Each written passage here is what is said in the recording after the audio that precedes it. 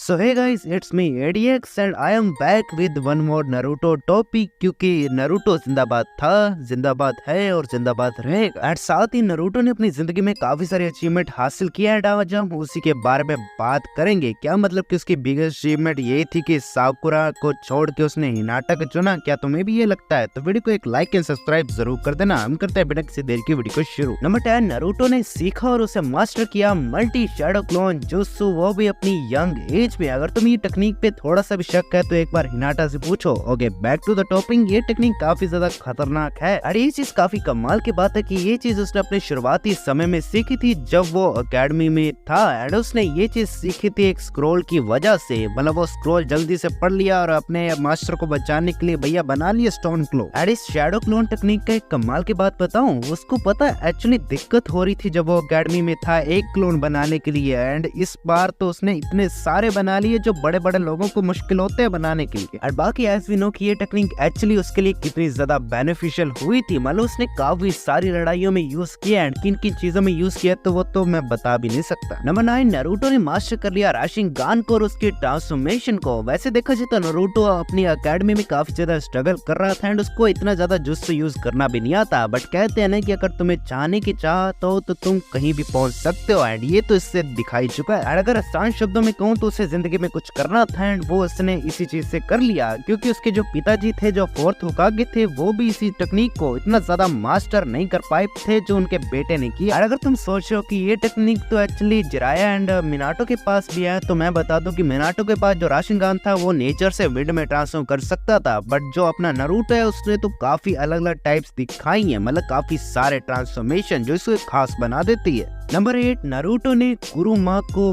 Friend बनाया। जब उसे टीम कर लिया, जब उसे पकड़ लिया, जब उसे कहा कि झुक के रहना पड़ेगा मेरे सामने। आसान शब्दों में बताऊं तो ये जो कुरुमा है ना, वो 9 टेल फॉक्स स्पिरिट है जो नारुतो के अंदर रहता है और वो काफी ज्यादा खतरनाक है। अगर तुम्हें लगता है कि ये जो लोमड़ी है वो काफी शरीफ है तो ऐसा बिल्कुल भी नहीं है। ये मिनाटो को खत्म कर चुका है, साथ में इसने काफी विलेज में तबाही मचाई है। लोग भी इससे डरते हैं। और अगर ये बात नारुतो की इसमें बिगेस्ट अचीवमेंट क्या रही है तो सीधी सी बात है कि कुरुमा था जो इंसानों से नफरत करता था। साथ में जब ये नारुतो से शुरुआती समय में मिला था तो इसने पूरी सीरीज में डिस्ट्रक्शन मचा के रखी थी। बट बाद में ये उसके साथ उसने दोस्ती कर ली एंड ये काफी मुश्किल काम था एक्चुअली। और अगर दोस्ती हो ही चुकी है तो फिर इसके बाद इन्होंने दुश्मनों की अच्छी खासी पिटाई की है। भाई दुश्मन भी कहता है tata goodbye bye bye, मैं तो गया। वैसे मैं सोच रहा हूँ जब नारुतो बड़ा हो गया था एंड उसकी मैरिज हो गई थी तो उसके बाद तो कुरुमा को ज्यादा बेनिफिट हुआ होगा, है ना। Okay, back to the topic. Number 7, Naruto enter the stage mode. And क्योंकि वो जिराए का स्टूडेंट है तो जिराए की कुछ तो हरकतें उसमें जाएगी, भले वो लड़कियों के मामले में हो या वैसे ताकत के मामले में। एंड इसी के साथ उसने टोर्च स्टेज मोड भी सीखा था। एंड इस टोर्च स्टेज मोड की कमाल की बात बताऊं कि ये काफी कम लोगों ने सीखा है। सिर्फ उसमें से 3 लोग ही थे। एक जिराए हो गया, एक नारुतो हो गया, तीसरा जान की क्या ही करोगे। और अगर तुम्हें लग रहा है कि उसके पास पहले एक टेक्निक है तो उसे ये टेक्निक सीखने की क्या जरूरत थी, तो क्योंकि उसे कुरुमा का चक्रा यूज करना नहीं था। इतनी ज्यादा उनकी बनती भी नहीं थी स्टार्टिंग के समय में। बाकी ये काफी ज्यादा इंप्रेसिव है कि नारुतो ने समन किया गामा पंटा को, जो काफी कमाल का है। मतलब head of the stars. And you can also say मेंडिको का राजा। बाकी कमाल की बात बताऊं, नारुतो काफी ज्यादा यंग था जो इसने ये टेक्निक सीखी। बाकी सारे लोग काफी ज्यादा ओल्ड हो चुके थे। नंबर 6, काफी सालों के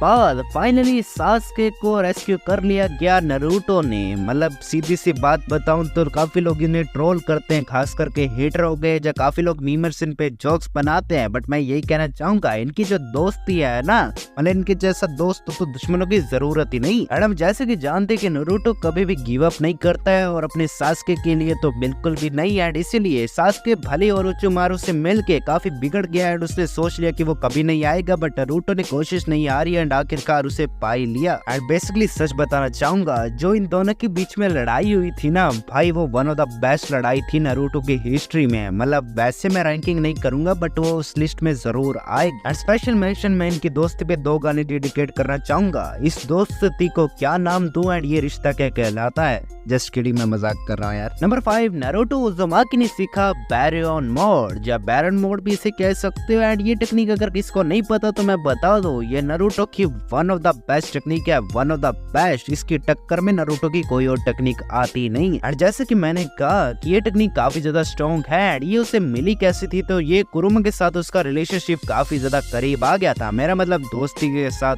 था। एंड साथ में ये जो फॉक्स लाइक कैरेक्टर है ना, इसमें ये काफी ज्यादा कमाल का है। साथ में नारुतो को भी काफी कमाल की पावर देता है। अगर ये बात ये फॉर्म से मिली कब थी, तो वो उसे मिली थी बरूटो में। मतलब वैसे तो बरूटो उसका बेटा है, बट बरूटो सीरीज में मिली थी जब वो इशिकी अत्सुत्सुकी के सामने लड़ रहा था। ये काफी कमाल की लड़ाई थी। नंबर 2, नारुतो ने पेन से विलेज को बचाया। एंड इस लड़ाई को तो कोई भूल सकता नहीं है, क्योंकि इसमें जिराया सेंसेई अपने मर गए थे, साथ में हिनाटो को भी बचाया था पेन ने।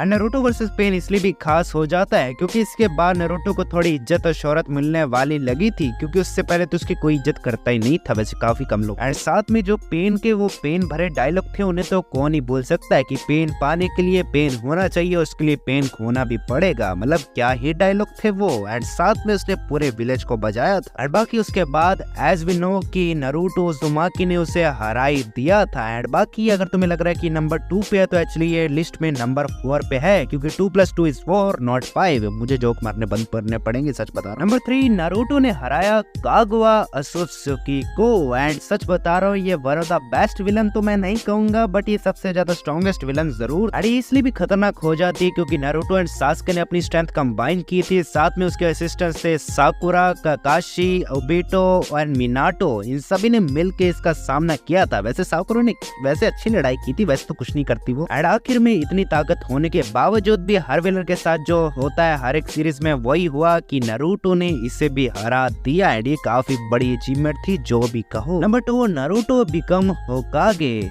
एक तालियां तो बनती है भाई इसके लिए, चलो एक लाइक ही मार देना, उतना भी काफी है। अरे actually one of the biggest achievement रही है नारुतो की लाइफ में। उसका गोल था होकागे बनना, जो काफी सारे लोग उस पे हंसते थे कि ये होकागे बनेगा, ये काफी ज्यादा वोरेस्ट स्टूडेंट है, एक वीकेस्ट निंजा है, इसे तो कुछ आता भी नहीं है, तो कुछ जुत्सु भी अच्छा नहीं कर पाता। और उसके बाद जब इसे लीडरशिप दी गई तो लोगों ने कहा कि इसे लीडरशिप दोगे, ये किस काम का है भाई। बट जैसे जैसे ये क्रिटिसाइज होता रहा, वैसे वैसे ये और भी ज्यादा स्ट्रॉन्ग बनता रहा। एंड इन दी एंड इसने काफी सारा कुछ अचीव करके होकागे बन ही गया। नंबर 1, नारुतो ने ट्रैश को चुन के बिग मैश को चुना। मेरा मतलब साकुरा की जगह हिनाटा को चुना। मतलब कितनी बड़ी अचीवमेंट मानता हूँ मैं। मतलब तुम इसे मजाक के तौर पे ले सकते हो, बट सच में ये कितनी बड़ी अचीवमेंट है, एक बार दिल से समझ के देखो। एंड उसके साथ मैं एक और पॉइंट जोड़ना चाहूंगा, ending the great 4th Ninja war. मतलब एक निंजा वॉर होना, एक वॉर होना ही काफी बड़ी बात होती है। एंड उस वॉर को इसी बंदे ने खत्म किया है। मतलब वन ऑफ द स्ट्रॉन्गेस्ट निकल के आया ही है। और बाकी आपकी फेवरेट अचीवमेंट कौन सी थी, वो मुझे कमेंट सेक्शन में जरूर बताइएगा। हम मैंने आपको अगले वीडियो के साथ अगले टाटा बाय नमस्कार सत श्री अकाल कैम शो कर सकाए,